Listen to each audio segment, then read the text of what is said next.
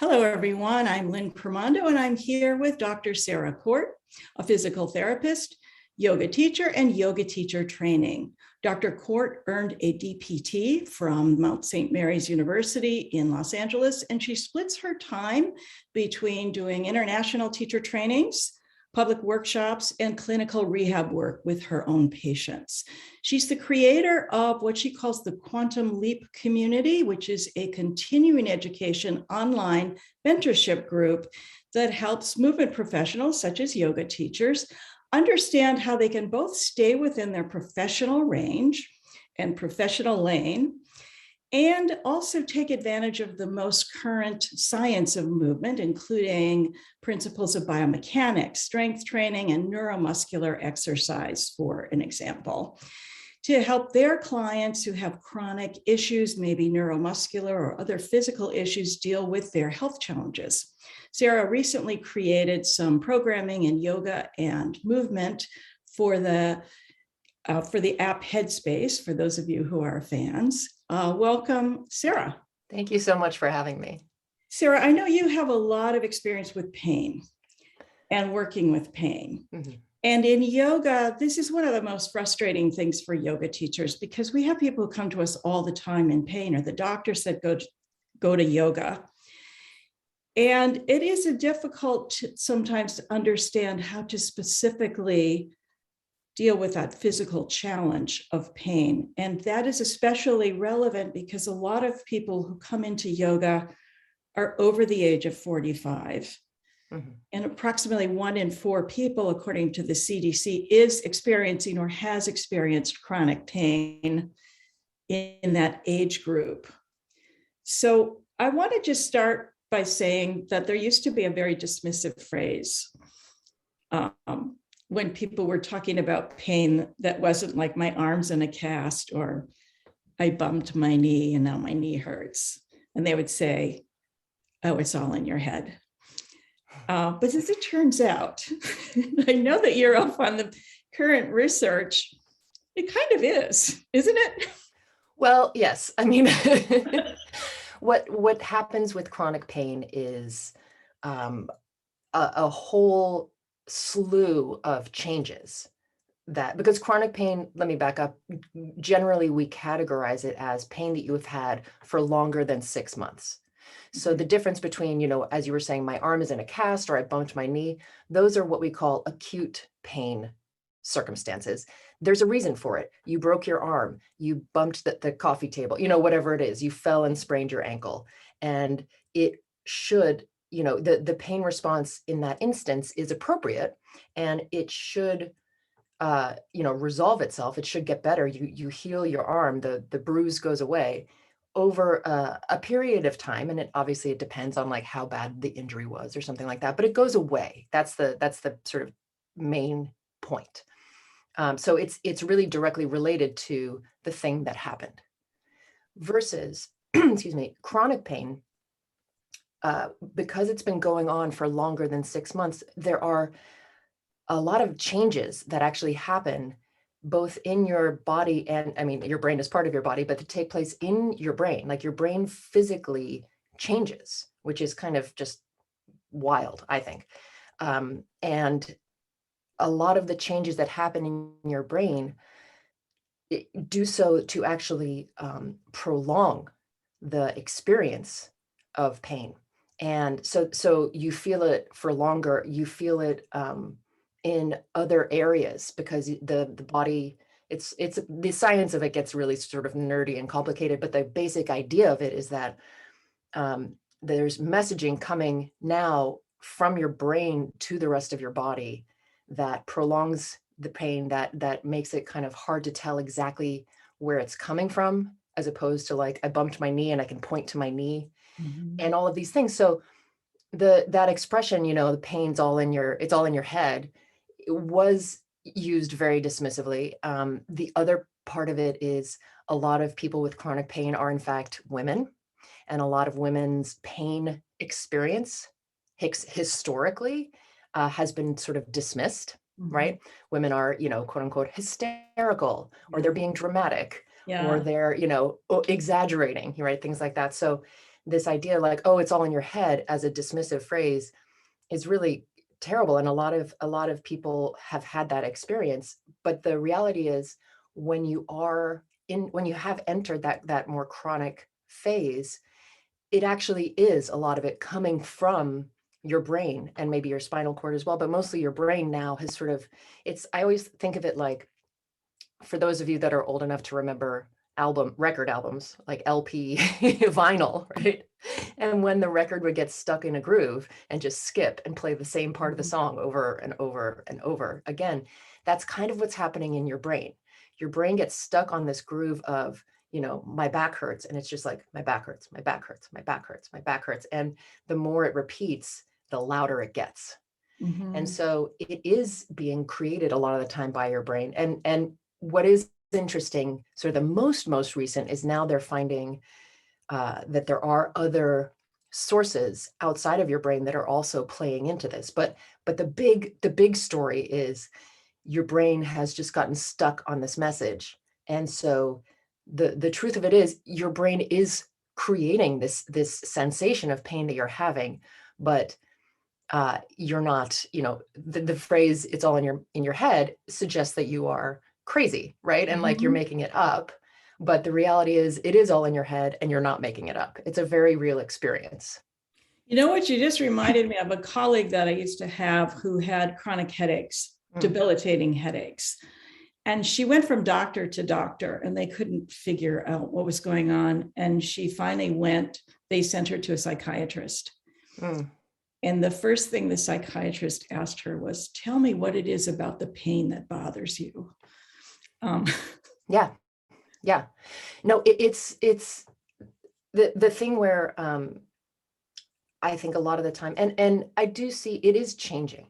I think it is. My story goes way back. I wanted to point that out. It is changing, but one of the things that has led to this sort of like, oh, you're crazy idea is when a sort of typical medical professional can't find a physical source in your body, right? So they're like, well, we did an MRI of your neck and all of the tissues look fine. There's no like disc herniation or, things like that.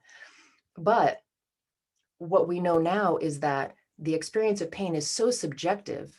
And, to the psychiatrist's point, they weren't wrong. It is our interpretation of what it means that gives people the most discomfort, psychological discomfort, which then amplifies the sense of physical pain. So for example, if you had pain in your knee for 5 years, that just is not getting better and nobody's been able to figure out what it is, what that means for you is that you can't take your yoga class that you love because all of the yoga poses hurt. So it is tied to this thing of, oh, well, now my life is the quality of my life is now reduced because I don't get to do the kind of movement that I like to do. And I don't get all of the other benefits that I get from my yoga practice because of my knee. So the knee takes on meaning. The pain in the knee takes on meaning greater than the actual physical pain, right? And it's this thing called the biopsychosocial model, which sounds kind of like terrifying, but it's the idea that you have to look at the whole picture of the person, meaning the biological part, which is like whatever is going on physically, the psychological part, how do they feel about what they're experiencing? What does it mean for them? What story are they telling themselves about it? Like, I can't go to yoga. It means I'm going to, not be as good. My balance is going to go away. I'm going to fall, or, I have too much stress and I don't get to do the thing in my life that helps me relieve my stress. There's all sorts of like. Is there also a component of tying pain to mortality? That Absolutely. The fact of pain means I'm deteriorating, when in fact, it's not necessarily true. Right. Absolutely. So that's another story that you can be telling yourself, right? I have pain. It means, and sometimes as well, then the secondary part of it is like, well, I'm having pain. That means I'm deteriorating. I'm getting older. I can't move as much now because, old people can't move. And I'm doing big air quotes around that because that's a total Yes, of course. fallacy. Yes, But this idea yes. of like, oh, well, I should just like sit down now and stop trying to do the physical things that I used to do, which actually ultimately ends up making it worse. But the third part of that biopsychosocial model is the social. It is your community, your friends, your family. And how much support do you have? Or are you very isolated and dealing with this pain experience on your own? And it, they sort of all ping off of each other. Like, let's say you're not going to your yoga class. The yoga community was a big part of your social, not social life like partying, but social world, right? That was part of a lot of people that you connected with and felt similar to, and now you're cut off from that. You're not experiencing it anymore. So what sounds like something so simple, like my knee hurts, actually has this like huge effect on all of these different areas of your life. It can. I'm glad that you mentioned isolation, because I was going to ask you about that. As someone who experienced chronic pain for a number of years, it's very isolating, and you feel lonely, and you feel like you're looking at everyone else having their life, and you're Absolutely. not having your life. And there's a real isolation quality to it. And I think all of those things, what you're saying, and I like the psychosocial, what model? is it? The biopsychosocial model. Yeah. It's biopsychosocial model. It's a tongue twister. It is a tongue twister. But in yoga, we look for mind-body connections. We look for whole person connections, and understanding that there's an isolating quality to it. There's that has nothing to do with the pain itself, but really has to do with how you're living with the pain, how you're. Absolutely. I mean, I had chronic pain for a long time. I've had problems with my hip sort of over the course of my life. And when I was having a lot of pain in my hip, it's isolating in the sense that, let's say someone says, hey, do you want to come to this party? And I would be doing the mental math of like, okay, well, how much walking is that? And when I lived in New York, like how many subways do I have to take? And how much is my hip going to hurt at the end of the night because of it? And then, can I say yes or no to this thing? So it impedes your ability to live the life. The simplest thing, like, the lowest point in my life was when I was lying on the couch deciding whether it was worth it to put a cup in the dishwasher. Yeah. That was going to hurt. And maybe the cup could just sit there. That might be better. Right. But then it's the story you tell yourself about that as well, right? Because then it's like, oh God, I'm the person who can't get off the couch to pick up a cup and put it, like the simplest thing. Right. I've become an invalid, right? You just start, it's very easy to start to kind of spin off meaning. But the good news isn't there good news? There is good news. Yes, there's good news. Research is going in a different direction. Yeah. It's going more in a whole person direction, the model. And the way we're dealing with people is more of a whole person model, which is really right up the alley of the yoga community. Absolutely. Yeah. And one of the things, what's kind of interesting, and I have a wild story about it that I can share. I say wild because like it to me, it's just kind of bananas how accurate some of this stuff is. But, there's lots of techniques now, lots of ways to work with someone who has chronic pain. And one of the things is actually explaining to them how the pain experience is being produced by their brain now, and that the tissue itself may, I say tissue as like a bracket, a way to cover like, muscle, bone, tendon, whatever it is, whatever the original injury was, has probably healed and itself is no longer causing problems. So explaining to people, having people understand that actually reduces their pain. It's really wild. So I had a patient in the clinic a few years ago, and they had just debilitating low back pain. Like they would come in and say it was like 9 out of 10 pain, 10 out of 10 pain, which is like, go to the emergency room, like just terrible. And we would have our sessions, and they would always feel better at the end of the session. But then by the time they came back, it was all the way back to where it was. So there wasn't anything that I was doing that was making an impact that was lasting. And so finally one day, we just started talking about it, and I asked them, like, or I said to them, the disc herniation that you've had it now for it was diagnosed a year ago. It's probably healed, because the tissue heals. It Yes, does, right, it right. scars down. And they were kind of like, what do you mean? And I was like, well, and I started to explain it, and I started to explain the chronic pain, how it happens, and how your brain is now creating these messages about your body.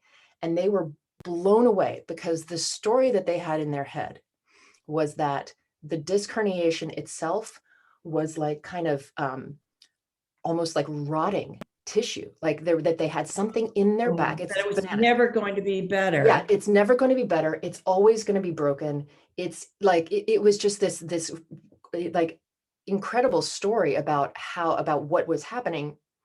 And by having that conversation, at the end of the conversation, they were like, wow, my pain has gone down to 5 out of 10 from a Wow. conversation, Yeah. right? So helping, like the biggest thing that people can do when they're working with people that have chronic pain is help the person understand that, to go back to your original comment, oh, it's all in your head, to help them Mhm. understand, well, your brain is creating these messages, and it's not that your body is broken anymore.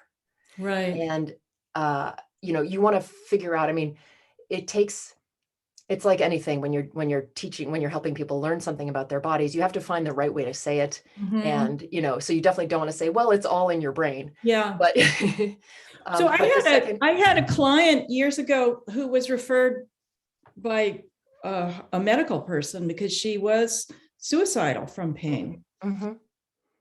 Yeah, yeah, And I said to her, "What is missing in your life? What have you lost because of this pain?" And she said, "I used to just love swimming." And I said, "Well, what's going to happen if you go swimming?" She said, "It's going to hurt." And I said, "Well, what's going to happen if you don't go swimming?" And she said, "It's going to hurt." And I said, "Well, then maybe right. you should just go swimming."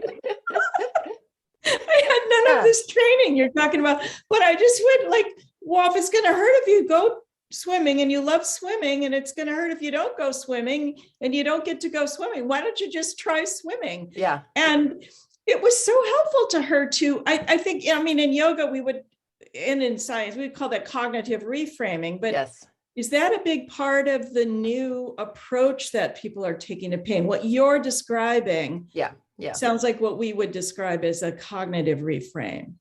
Yeah, absolutely. And also, the other part of it that I always try to mention as well is, I try to talk about the pain that people are experiencing, that when we say that it's being created by the brain, it doesn't mean that you are not having that experience. You're having a pain Right. experience. And I'm not dismissing it, and I'm not downplaying it, but I just want you to better understand where it's coming from. Yeah. Because the more, and this is again sort of some of the science of what is happening structurally in people's brains when they have chronic pain, the more you can objectively understand where it's coming from, the less the sort of fear and anxiety part is ruling and taking over your experience. So that then when you're having pain in your body, if okay, Sarah told me that this is what's happening, you can say, okay, well, my brain is creating this experience. I'm not making my pain worse by doing this activity. Like, I Yeah. have a feeling for the person that you were working with, that they went swimming and it didn't hurt. Or, It never hurt when she was swimming. She yeah, said, well, I get out of the water and then I go home and then it hurts again. And okay, yeah. but you had an But hour of yeah, it not hurting and you got to go swimming. right. I mean, and people, they start to become very often afraid of all movement, because Exactly. some movement hurts, right? So it's Yeah. part of it then also is, sort of the part two, helping them understand where it's coming from, and then also helping people um, start to find movements that aren't painful, so that they start to have a story of their head of like, okay, well, yes, this movement maybe still hurts, but this one doesn't, You and we know start what? to I build. am so, yeah, excuse me. No, it's fine. I'm so glad you brought that up, because I think a tendency, and maybe you noticed this and I could be wrong, Mhm. but I think a tendency of yoga teachers is to want to go to that gentle place Yeah. and to talk in that soft voice and to put you into a restorative and tell you to go inside. When in fact, maybe what you need to do is go outside and take a walk or move. How do you know when movement is actually the therapeutic treatment for pain versus I'm just going to talk to you like this and hope that you're do you know what I'm talking about? I know exactly what you're talking about. I mean, there is value in what you're saying as far as like creating a down regulating, a calming atmosphere for the person. There is value to that, but because it helps get them out of this kind of agitated fear place.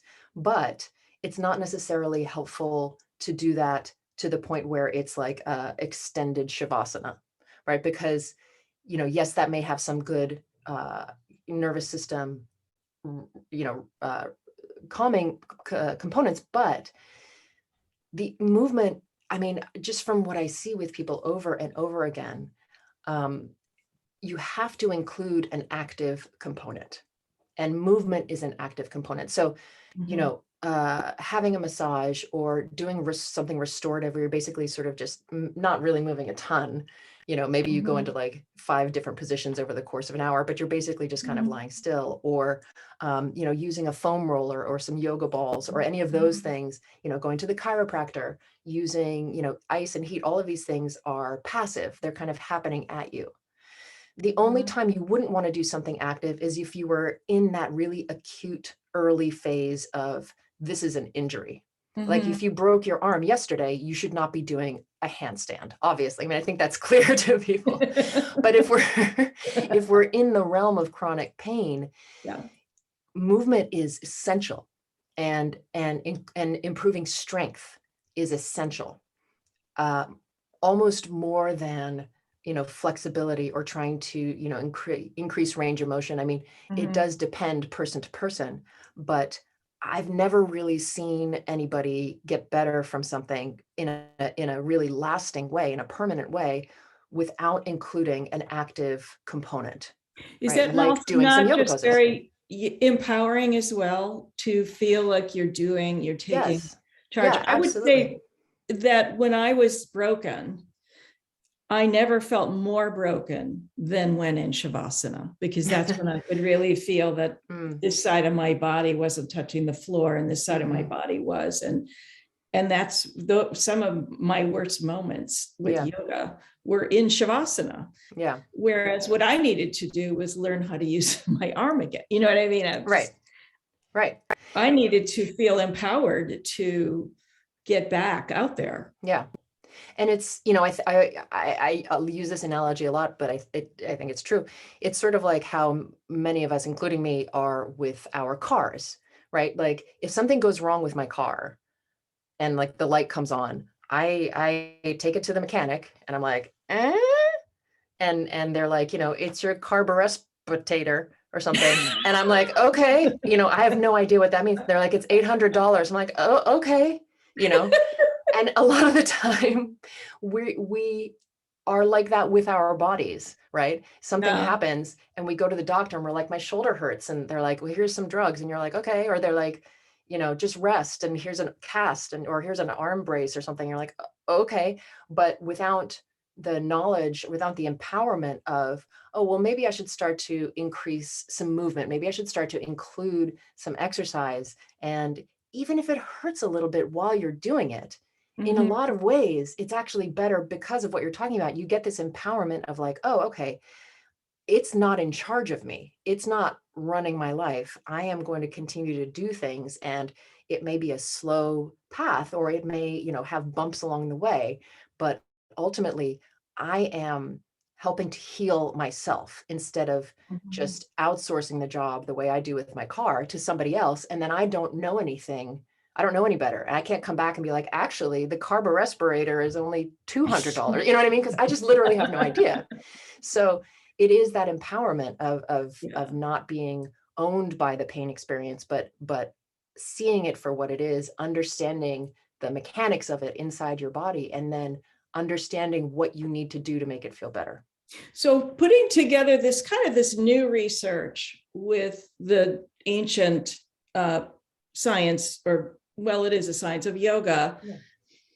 How can we can we use the tools of yoga? Can we insert some of this new thinking into the way we approach all of the aspects, not just asana, but certainly asana is a big part of that. Yeah, absolutely. Absolutely. I mean, you know, many classes, I don't teach sort of regular weekly classes anymore. I teach workshops and things. But when I used to teach, I started as a yoga teacher before I was a physical therapist. And when I used to teach like a whole slew of weekly classes, I would do what sometimes they call like a Dharma talk. You just talk a little bit at the beginning. Mhm. And, you know, I think it's such an interesting and cool and vibrant new way. You could start the beginning of it with like if you could find a way to really talk about the science of where we know pain is coming from and tie it into some of the Yoga Sutra or something like that, it'd be really cool. I would be like, oh, I like this teacher. I'm coming back. And then obviously with the asana, using, if let's say you're working with someone individually and like understanding, okay, these are the shapes, like when they move their hip this way, it's uncomfortable. Okay, which asana, are mimic that shape or have that shape in it. Okay, Mhm. maybe we'll do something that does the opposite first so that they feel like, okay, well, I'm able to move and I'm not activating that painful thing. And then maybe we come back to it later and they discover like, oh, wow, okay, actually now I can do this and it doesn't hurt, or a variation on it where it's not as hard, it's regressed, it's made a little bit more easy, something like that. So taking our understanding of people's experience and then really being able to look at the physical shapes of the asana themselves and kind of break down the components and start to understand, okay, well, down dog is just an upside down boat pose, something like that, right? So changing the position of a shape can Mhm. get someone into that shape without their pain sometimes. So things like that. Well, lucky for us, because now you've piqued many people's interest, I'm assuming. You're going to be teaching a course on this very topic for us of how we can bring some of these concepts into yoga practice and also yoga teaching, called A Practical Application of Pain Science, Movement Techniques for Chronic Pain. Can you talk a little bit about what will be covered in the course? Yeah. And who is this course for? Yeah, I'm really excited to teach it. I've been teaching around pain science for many, many years, and this is sort of a update, a very recent, this current year update on the research that has existed, and then the sort of newer research over the past few years. So, um, in the course, we talk about, we go over how we understand chronic pain, and one of the things that I really think is important is helping people. The science of it can get so heady and so kind of heavy if you're not, a super academia, nerd kind of a person. So fortunately, I am an academia nerd kind of a person, but I know how to, or I think I know, hopefully I know how to translate it, if you will, into ways that people can understand it. So we talk about some of the research. We talk about how that's relevant to yoga and movement teachers, because this is really for all yoga teachers or all movement teachers. It doesn't even have to be yoga. So what's the relevant, because you can read a lot of research, but then you're like, well, what is it?